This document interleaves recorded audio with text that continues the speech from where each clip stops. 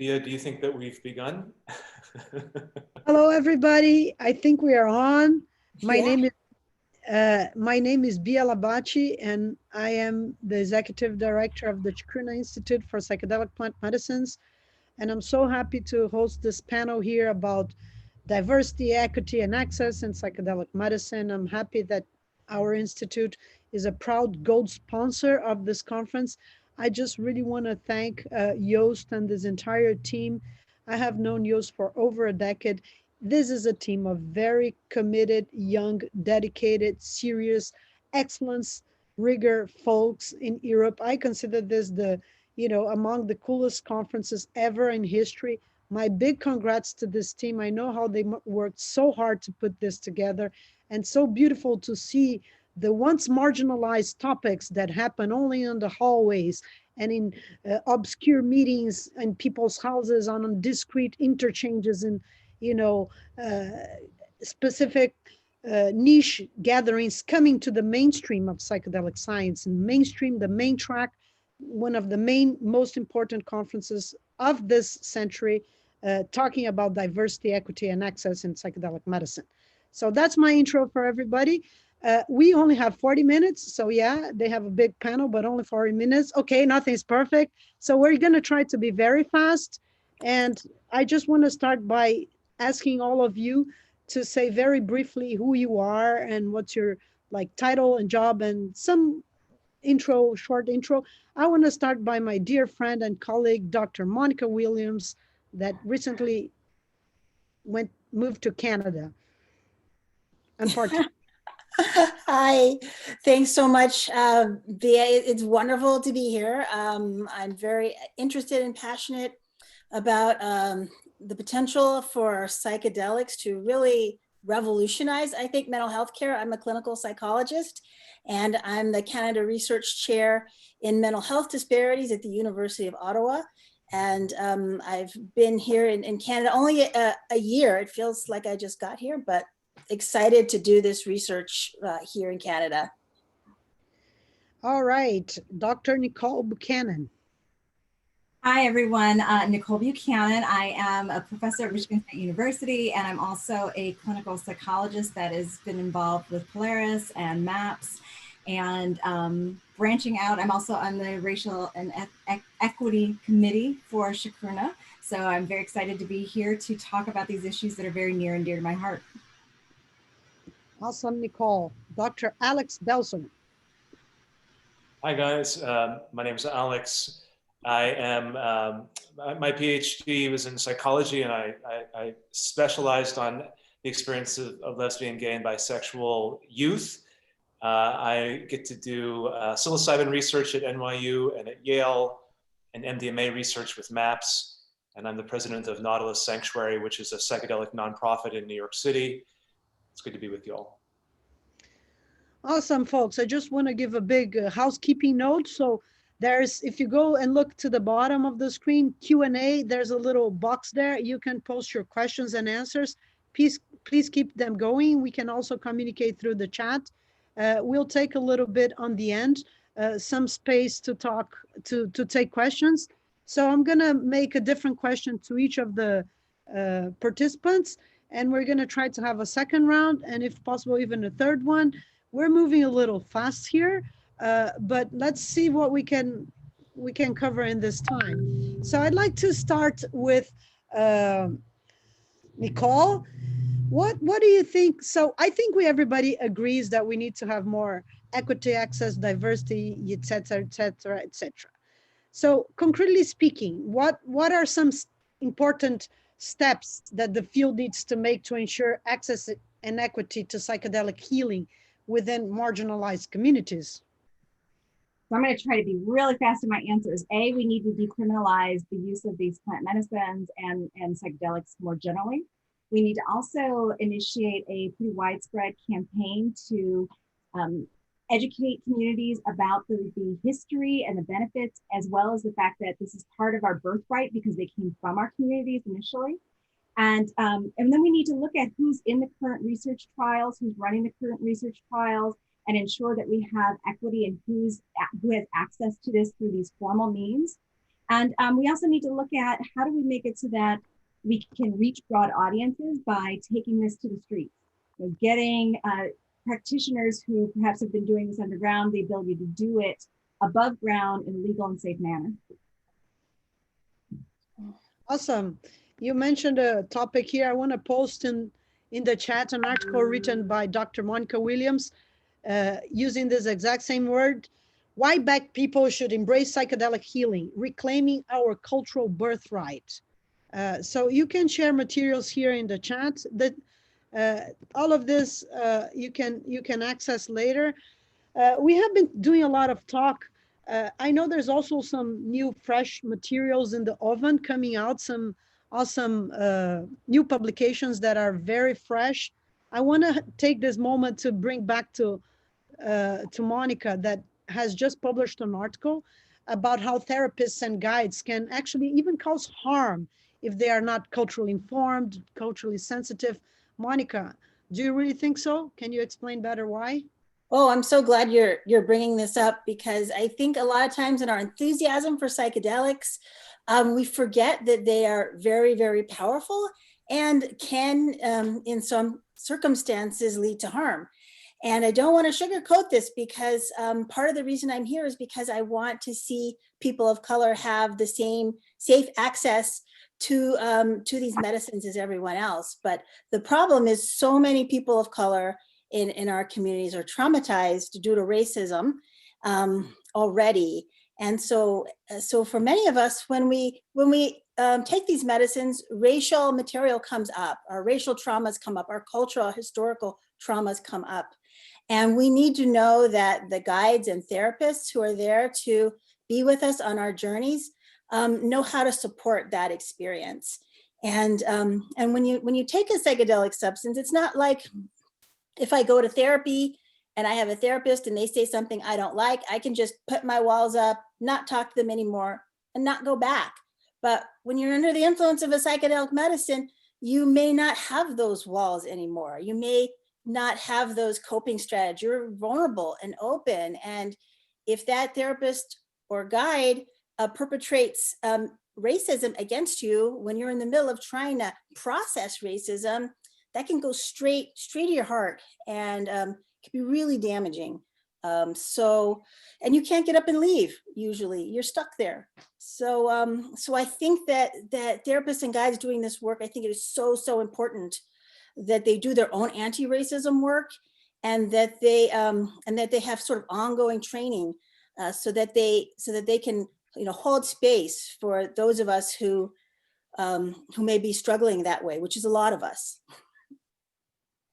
Wow. Yeah, that's, I kind of gave a cheerleader vibe to this thing, Sucha. I'm going to slow down that rhythm because the topic is so, serious. Thanks for sharing that, Monica.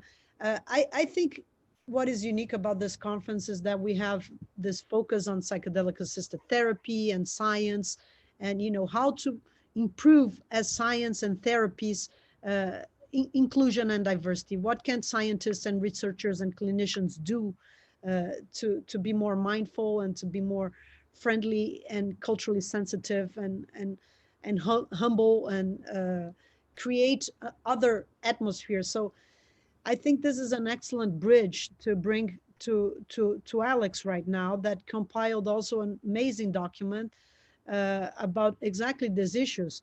Alex, how can the psychedelic community create a psychedelic assisted therapy that is LGBTQI affirming? Yeah, there's the big issues, and then there's like the very specific things that we can do today and tomorrow. So I wrote an article about this, and we'll share it in the chat in a minute, but we need to do a few different things. First of all, we need to retire the male-female dyad in gender therapies, these highly essentialized stereotype gender therapies, and replace it with a client-specific approach. Essentializing the gender binary in psychedelic therapy is a type of harm against not only queer people, but also, I believe, straight people, that essentializes like male-female gender binaries throughout the work. To be specific, just for background for one moment, psychedelic research community needs to confront structural heterosexism and structural transphobia at every level, and do it in allyship with our anti-racist work and the other work around classism and ableism that we need to be able to do. We need to look squarely at the history of conversion therapy being used in the psychedelic community and in the research community against lesbian, gay, bisexual, trans folks, which there's a long and storied lineage of and history of that is still continuing today in some less overt, but still implicit ways. And then when you talk about like developing a therapy, you have to realize most of the therapy that has been developed around psychedelic healing that is happening in the clinical research lab today was developed by white cisgender straight folks, right? So we don't even ask the client when they come in the door, what's your gender identity? We don't ask, what's your sexual identity? Many times clinicians will go for months or years treating somebody and not even realize that they're gay because they don't even ask the question. And the person who's queer decides to omit that information. We need to assess that both before and after the therapy. I got to work with an individual. I got the New York City of sirens behind me. I got to work with an individual in the MDMA treatment for MAPS, and we got to assess that. And this individual had served our country in a foreign war, had severe PTSD from combat trauma, but through the course of the treatment realized that their attraction was not only to one particular gender, and they changed their gender pronouns throughout the course of the treatment and changed their gender identity throughout the course of the treatment. It was touching and beautiful, and I think happened in part because we were so affirming. These therapies need to be LGBTQI+ affirming. What does that mean? Okay, let me just get really specific. We should do qualitative research on the experience of queer folks in these treatments. And then we need to develop a therapy, not by straight folks, but by, with, and for queer folks, right? By, with, and for, which means that you meet with people who specialize in working with gender minority and sexual minority populations. You sit down with them and say, what are the specific minority stressors? What are the specific sexual trauma histories? What are the specific disproportionate trauma responses that queer people experience? What's it like to be in the room with psychedelics when we're doing this? And then how do we even measure that? Eventually you can develop a queer-centered, queer-affirming psychedelic therapy, right? And so that's an incredibly important first step. And to do a randomized controlled trial comparing a treatment that's around queer trauma, queer minority stress to another treatment, for example. And then I know we're going to get to this, Bia, and the rest of our panel and the rest of it. We need to ally together, right? Because the individual that I was working with was, I won't say his specific race just because I want to be anonymize their identity, but but these are intersectional issues across the board in the community, in the research, in the academy, in the patient's experience. And so when we talk about minority stress experience and sexual minority stress experience, these two things are not separate. Our destinies are intertwined here. And I love the work that Monica, you've been doing to bring that to the fore in the community. And I think that the largely straight cisgender white research community can do a lot better to bring these intersectional issues into the heart of the practice and not at the margins. Thank you so much, Alex. I'm so enjoying listening to your research plan. I'm like, gosh, I got to get on that train with you. Yeah, Alex is incredibly eloquent and always, feel like you want to get up from your chair and stand up in solidarity right now. And it's beautiful. And I think that's the beauty of this work. It really is necessary. It's important. And again, I gave an interview today to a site in Brazil talking about sexual abuse and ayahuasca, and a white, straight, cis man told me that he thought I was over the top. And I said, well, I don't think so. There is a problem. It is systematic, and people have shame, have fear. We don't have statistics. People get confused. They didn't even realize that they're being abused because this idea of consent in this differential power hierarchy kept on, blurred. And he said, and I told him, if you talk to women, or if you talk to gay people, if you talk to Black people, if you talk to the minorities, they always understand when you say that there is a problem. And so this idea that, you know, you're being divisive, or that you're being like not seeing the whole, or not seeing the big picture, and that we're all one, it generally comes from people with good intentions, but I often have not felt those oppressions and those inequalities on their blood, on their flesh. And so this minorities often understand when we talk about this kind of things. So I want to go back to try to make the order. So Nicole, you have also been using a little bit on your, I am having so much pleasure and enjoying to see how you're, you know, bringing together ideas and going as a speaker and author and writer in this movement and getting your space. And I think a lot of what you're bringing to our movement right now has to do with this idea of radical healing. And you've been talking a lot about racism and like, can psychedelics be useful in treating trauma related to racism, to historic oppression? Intergenerational trauma is something you've been talking about. Can you talk a little bit about this idea of radical healing? And Oh. So one of the things that I think is really important about the power of psychedelic medicines is that it allows individuals to experience healing, even if the trauma is so deeply rooted that you don't have language around it. So this would include birth-related traumas, early life traumas, but also if we think about historical trauma, intergenerational trauma, you know, we have evidence that you can traumatize a rat around a cherry blossom smell, and their grandchildren will also display a sensitivity and a fear to that smell. And this is through a paternal line when they were raised apart from their parents. So we know that trauma is embedded into our cells, into our bodies, and is passed along through how our DNA operates. And what do you do with that? How can you can't even speak to the trauma that your ancestors had, but psychedelics offers you a pathway to do some of that healing, to be able to heal in ways that you don't even know how to talk about or describe. And one of my frustrations as a clinician who focuses on trauma is I find myself doing good work, great work with clients who have very severe and complex trauma, things that include intergenerational events, things that happen in early life. And I know we could keep working together for a long, long time, and they would continue to get better.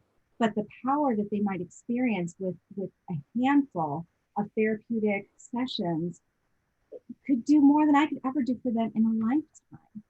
So I'm very excited about the power of these medicines to address trauma. And I also love the idea of them specifically dealing with the trauma of racism. And I'll say, one of the things we already know is that although people of color will have some of the same positive responses from psychedelics, their trauma doesn't stay low like it does for white participants. They start to have their PTSD scores rise again. And the reason for this is because we're sending them back into environments where they're repeatedly traumatized. So it's not going to be an end-all be-all for people of color anywhere around the world. Certainly not in my country, in the United States. It's not going to be a one-time cure-all. But I'd also like to flip the question. And we already know that it can be incredibly powerful and healing for treating the targets who have experienced racism. But I would love to see more being done in talking about how can we attempt to use psychedelics to help cure the plague of racism. And I will say a lot of times in the psychedelic circles, we hear like, oh no, we're all together, we're all one. The way psychedelics open us up and make us empathetic and loving, and we see out all of nature as one. You can't have racism within psychedelic communities. And I call BS on that. I said it's a lie. That is a lie. We see racism within the psychedelic movements. And part of what we know is if you are not using the medicines with intention, you will not necessarily have any progress in a particular direction. So psychedelics as a healer for the plague of racism requires intention and deliberate action and a desire to create that kind of radical healing on a global scale. Yeah, this is really interesting, and I hope to be able to work on with Nicole on a paper. I think this idea that we are all one and psychedelics are universal and change like either your relation to nature or to others. It's like you have a property of a substance, a chemical that has an action and an effect on a body, but it really decontextualize set and setting culture, that these experiences, they do not happen in a vacuum on another sphere, on another planet, just, a substance having an impact on the body. But people who take it are certain, they belong to a certain class, they are either, from a certain gender, they have a certain racial background. It's embedded in culture and in context. And by being in certain land, in certain by certain people in certain context, that is inevitably racialized, has consequences and impacts of gender. So I think that this kind of naivete of this universalism is also a kind of more biomedical reductionism to not seeing that this happens in culture. It's not just a property of a substance in abstract. Anyway, that's just a side idea. I want to come back a little. Maybe we're going too far. Wanted to bring Monica back to give a little bit of a background, because we're all kind of very familiar with all of these discussions, but a lot of folks don't know that Monica did try to start a site to do a specific work with people of color. I also want to give a shout out to my colleagues of MAPS that are here. I see Jade, and a shout out for MAPS that did a first training of therapists of color. Monica, can you talk a little bit about your old site in Connecticut and how did it go bad? And but also, what were the first things you guys were able to develop in terms of like being culturally sensitive and things like that? Yeah, I mean, well, that's like a whole, I could spend a long time talking about that. But what was really exciting was just the chance to develop a site and an approach that was specifically tailored for people of color. Because, this isn't something that had been happening before. And, and I know there was a lot of concern and questions as to why are all our participants white? And it's because we needed to make a space for people of color that was safe for people of color, where we could say, yeah, I know you've got a lot of reasons not to trust the medical field, not to trust mental health, not to trust researchers. And you're right to have those fears. We have them too. And that's why we're doing this, so that you can come and be included and get some of these benefits, we hope, with this medicine that so many white people have already benefited from. And so that was super exciting. The downside is we were still coping with, battling, and dealing with racism at many different levels in our own institution, which created so many barriers and problems for the research that it eventually just became undoable in that setting, unfortunately, which was, I know, a real blow for all of us and so many people around the country and the world who were cheering us on.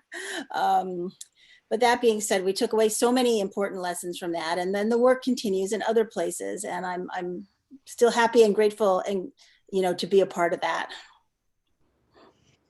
Okay, we have about 15 minutes. I want to give the word back to Alex before we open to questions and answers. So do you have any other thing you want to say, Alex, about how we can work together? You talked a lot about intersectionality and how allies can support this movement. Yeah, that's like a 30-second answer for sure. No, one thing that I haven't heard as much of in these conversations, and I think it's important to put right at the center of our table, is endemic classism within the American and international healthcare systems in terms of access and equitability in accessing these medicines, right? You have to look at the economic models that are being proposed by these large organizations that are coming in multi-site trials, but also like multi-site treatment centers in the legal paradigms.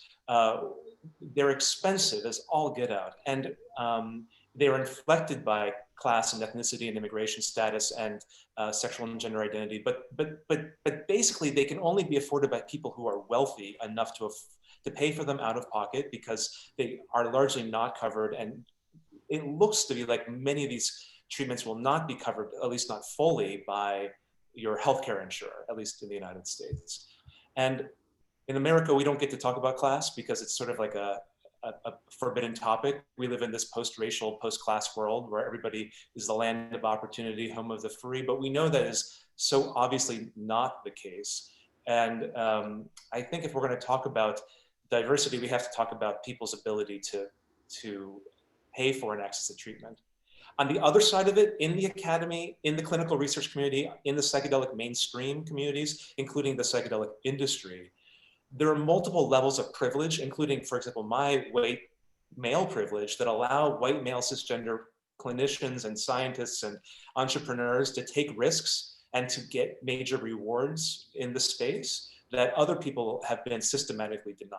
And so that is, there's not really, and so I guess my question to everybody who's the 168 people on this call is, the laundry list of things we could be doing is very long. I'm wondering, what are you doing in your community, in your practice, to dismantle systemic oppression? What are you doing? And I know many of you are doing it, and I want to extend my gratitude for that because I see it every day. But these questions, this is not a private practice. This is a communal practice. That question should be at the front of every panel and major initiative. What are we doing to dismantle systemic oppression? What are you doing in your life and with your peers, friends, colleagues, and patients? Well, I want to say what I learned from my friends Monica and Nicole. If you want to talk about diversity and if you want to promote inclusion and equity, you start off by bringing diversity to your own team and to your own organization. I'm so proud to say that in Chacruna, we have 5 Black women that are part of our team. And what my friends Nicole and Monica taught me is, if you want to trust, gain the trust of minorities, you have to slow down, build friendships, listen, and be patient. I just want to say that there's a lot of blah, blah, blah, blah in this community about diversity and equity, and a lot of super progressive left-wing radical thinkers that you go and you look to their organizations, it's 100% white and straight. And so I have also suffered this as Latin immigrant, queer woman in the United States, being picked on and bullied by straight white American women. It's something unpleasant and hard to say, but it's true. So I think, the first step to walk the talk is really to create diversity in your own team. And to bring that diversity in, you also have to create friendships, because it's much nicer to work with people that you're friends with, that you hang out with. And psychedelics can be an awesome way to make friends. So I would say, and I'm not advocating, I'm not propagating, I'm not a messiah, I'm not, trying to tell people they have to do psychedelics. In my experience, sharing common space in psychedelic, in medicine, with your diverse friends, looking eye to eye, has helped build solid foundations for our work. And as I say, maybe it's not for everybody, but I just wanted to say my little piece here. We're going to move to our questions and answers. And I'm going to take a question by Emilia Sanabria, who's an amazing anthropologist doing really important work on the intersections of ayahuasca in the lab and in the forest. And I also want to give a shout out to her panel tomorrow that is in with Leopardo Yawanbane, who is Kuni Queen and also part of our board, and other scientists talking about these issues here.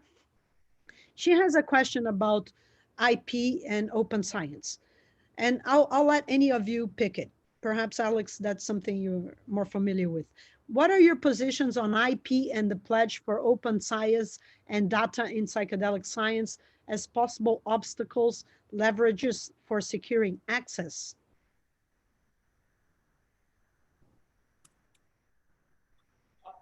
I'm trying to understand the import of the question. I'll read again. What are your positions on IP and the pledge for open science and data in psychedelic science as possible obstacles dash leverages for securing access? She wants to ask about the relationship between patents, intellectual property, and access. So talking about the document, the open science statement. Yeah. I'm a signatory of the statement of open praxis in psychedelic research, along with many other people, because I believe that to the fullest extent possible in our current system, we should make this information available to the community. That it's not wrong to make necessarily some money off of psychedelic work that you do, but to the extent possible, we should share this information. But I do think that I'd be curious to hear, Monica or Nicole, what your thoughts are about how this informs our access, because the major argument on behalf of a proprietary IP patent, the major argument in favor of that system is that there's such a profound burden. There's so many depressed people. There's so many people with mental health disorders that we need to use the quick and highly efficient vehicle of capitalism and the $1 billion of venture capital to rush in and to provide psychedelic treatment very quickly to this terrible real mental health burden, and that this is the most efficient vehicle and mechanism to do it. And the only way that you do it is by ensuring the profit of the patent holders. And that is currently the US system as I basically understand it. But there are many critiques to that argument that we shouldn't rush in and make sure that only a few IP patent holders hold all of the profits, even if it is a more efficient vehicle for the delivery of clinical services throughout tens of thousands of patients and hundreds of clinical trial sites around the world and country. But I'm curious what my panelists have to say. Well, I guess I have maybe a slightly cynical view here.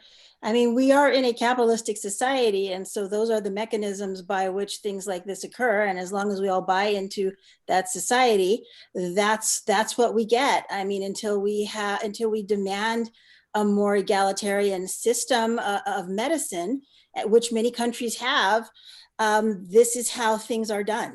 So we can talk about how it could be better and we can wish it could be better, but I don't really see things changing until we decide that we're going to change our society and our medical system.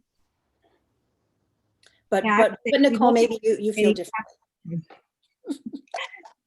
I guess largely just saying I agree, but if we look at the way the system has worked, a system that's based very much on capitalistic motivations, the same people are always left out. We see significant health disparities along gender identity, along race, so we can't depend on a system that's already failed us in multiple different ways. Say, let's do it the same way, but because we've got a slightly different package, it won't go that way. So when I think about open science, I think about the ability to not be one of the people that has a large lab and is able to run these kinds of trials, and then I'm the only one that gets to analyze that data. That part of what open science does is it allows other scholars who perhaps don't have that kind of infrastructure to look at the data and ask questions that are relevant to their communities. So for that reason, for that of many reasons, the idea of open data and open science can be incredibly important. But again, if we keep looking at a system that's failed us and said, okay, this time it'll be good, it'll do right, we're going to be really disappointed once again. Thank you. We have only 5 minutes and we have about 10 questions. So I'm just going to go to the first one on top. I've been trying to select which one, but are psychedelic therapies too expensive for certain socioeconomic groups and therefore not available to them, and instead focus more on privileged white people at higher educational levels? Well, I guess we talked a little bit about that, so I'm going to jump this one. Somebody anonymous is saying, in therapeutic settings, there's a lot of talk about feminine and masculine energies. How do you talk about this when you're working with queer and trans persons? Leave it out altogether or something else? I guess that's one for you, Alex. Oh, it hurts me to hear this over and over again. It must be really deep, this idea that women bring like sacred feminine goddess energy and men bring like sacred masculine father, God, whatever energy. Because in my experience in queer communities, it's like, that's not my experience. That's not the experience that the people that I work with. Their experience is that we potentially have access to those archetypes. those solar, lunar, yin, yang, like sky, earth, like male, female archetypes in our own presence, in the way that we sit and hold space as therapists, as clients.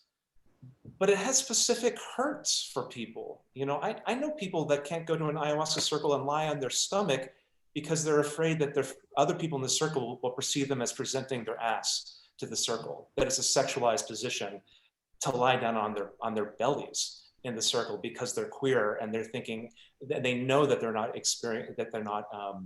accepted. I mean, these sorts of experiences around male-female gender dyads like need to be revised. Now, there are people with sexual abuse trauma histories, people who have that we need to look at specifically, and so maybe you don't put that individual in with two cisgender male therapists. But these can be client-specific questions when we take a full sexual trauma history, as we should every time before doing this sort of intense psychedelic work with people. Denying sexuality is not the answer. Pretending it doesn't exist is not the answer. We need to realize that these psychedelic plant experiences with people are deeply embedded, embodied technologies, and the sexuality is part of the experience. Pretending like it doesn't exist is not helping anybody, and I think in fact leads to worse practices and abusive practices. Thank you for these beautiful words. Sitting in Ohlone territory in San Francisco Bay Area, gay capital of the world, I want to thank, you know, Americans and the Bay Area and the queer movement for opening up the doors for so many of us queer refugees, you know, immigrants of highly patriarchal, macho, Catholic societies like the one I come from in Brazil, where I've always felt extremely clumsy and unfit as a woman, and felt a lot of rejection, and was called a lesbian because I liked to play soccer when I was 5. It's so important to deconstruct the stereotypes and to have a critical perspective and to find different ways of sexuality, of being feminine, of being masculine, of being whatever you feel like it. So beautiful words, and psychedelics can help people on that path, and they have helped. And we have to keep on fighting against patriarchy and against especially this oppression on ayahuasca circles, where religion is used together with ayahuasca that can put you in very vulnerable spaces to try to convert people. So conversion therapy is still going on. I want to finalize to give the word to each one of you. If you have any final thoughts, one phrase, and can you share your social media handles, or how can people follow you on social media or as a follow-up? Starting with Nicole. Am I putting this in the chat? Yeah, you can. No, you can say it and put in the chat as you wish. So probably the best way to find me is on Twitter. It's @_Dr. Nicole. But I'm also Buchanan on Instagram. If you put my name into Google, you will find me all over the place. Any final thoughts? Oh, final thought. So I really wanted to go back to this idea of practicing intersectional cultural humility as clinicians, and the value of intersectionality, and then these unifying forces across what might be perceived as differences, that the 97% stands far better if we stand united. Thank you. Monica. Yeah, you can reach me on Twitter at Dr. Monica, and then also on my website, www.monicawilliams.com, Monica with 2 N's. Just final words, all of you out there who are doing the research, please be inclusive. I have written a paper. It is a roadmap to inclusion. Read it, and then call me if you have questions, because this is so important. What is the title of the paper, Monica? Yeah, that's well, I put it in the chat, but it's Culturally Informed Research Design Issues in a Study for MDMA-Assisted Psychotherapy for Post-Traumatic Stress Disorder. And it's all about everything we did to make that site welcoming and inclusive. Awesome. And I recommend the whole special edition. Actually has a lot of other really good papers. I'm proud co-editor of that. It's about 11 articles with stuff all about this topic. Alex, final words. Can people reach you? How? I have a website, but I just want to use my last word to to promote and support the younger and like emerging class of really amazing clinicians and researchers in this space, including friend and colleague Terrence Ching, who has been working at the intersections of race and sexual and gender identity. And I know it's worked with Monica and others. There's anyone who's listening, who's doing this work or thinking about doing more of this work, I want to empower you and encourage you. I really applaud and benefit from everybody's efforts in the space. It's beautiful to see. All right, this is one of the more important panels of this conference. I also recommend people visit our site, chacruna.net, and join our membership program if you can. This is a panel held by Chacruna within this conference. We're golden sponsors. We're proud to be creating this Europe, United States, South America network. I see Joost online. I guess he has some final words for us. Thank you so much. And we also invite you to our Globalization of Ayahuasca panel on Sunday. Joost, ball with you. Yeah, querida, thank you very much. This was a very powerful panel. Thanks to all of you, really. It's lovely to see you back, Alex, in what I assume must be the final moments in this space for you. Monica, it's lovely to hear you as well. You reached out to us to address this issue of white, cis, hetero speakers at our conference. I hope we did a little better by now. At least in terms of attendees, we've been able to offer a lot of scholarships, especially to Brazilians. I think Bia didn't play a very small part in this. Nicole, it's lovely to have you on here. I really appreciate you all being in here. In addition to some of the things that you mentioned, we'll also have panel discussions on mainstreaming, on medicalization. And I'm sure that some of the issues that you addressed in this short time, which I admit at 40 minutes is not a lot, but these will be addressed throughout the conference as well. And your shout out to Emilia also didn't go unnoticed, Bia. She will moderate a discussion on working with indigenous practitioners, with Western scientists, which will take place on Sunday, if I'm not mistaken. So again, thank you very much. I just want to mention that I came to this room especially to finalize this panel. I've been a continuous presence in our other room, but Bia said she wanted to know if I had heard that she kissed my white ass, and I had heard her. So here's my thank well, you. it's extra white, as no sun, so Much appreciated. You got a big cheer out of the team that's working downstairs here. I hope next time you give us more time, and congratulations for, stretching where we are at. This is how we go, with fun. That's the Chacruna style, fun, pushing, activism, rigor, excellence. Let's move forward. We're together in this. Indeed. And on those final words, I will close this panel and we'll let you know that we'll have a short WavePaths music experience right now. Until the next track, and the next track on here will actually be the poster sessions. So if you go to the home screen of your Whova app, you can select the posters. We have about 30 poster presentations. All the poster presenters should be there now in person. Normally we'd have these moments in a regular conference where people stand beside their posters. They will be there right now to answer questions. The way to vote for posters is to give a like if you really enjoyed the poster presentation. Tomorrow afternoon, I mean, that depends on where you are, obviously. Halfway through the day, we'll make a selection of the 10 posters that have been liked the most. And we'll make a short list and ask people to vote for the posters. And we have a couple of nice prizes by some of our sponsors. And yes, Chacruna is a gold sponsor, as you have heard, and a very proud gold sponsor. Thank you very much for this. We have a bunch of cartoons that one of our cartoonist laureate of the Netherlands made live during the conference of the sessions that were in progress. You should see those as announcements. And following the panel that will take place in the other track, which will be on setting, which will feature Mendel Kahlen and Ido Hartogzoon, we'll have a full immersive WavePaths deep listening journey, which will take an hour, which will be the final activity of the day. So again, thank you all very much to the panelists. Thank you very much, Bia. It's lovely to see you. We've been exchanging so many WhatsApp messages. It's nice to see your face again. And I will see you back here on tomorrow, I think, right? Thank Bye, you so everybody. much. Thank you. Stay safe. Bye. Bye, guys.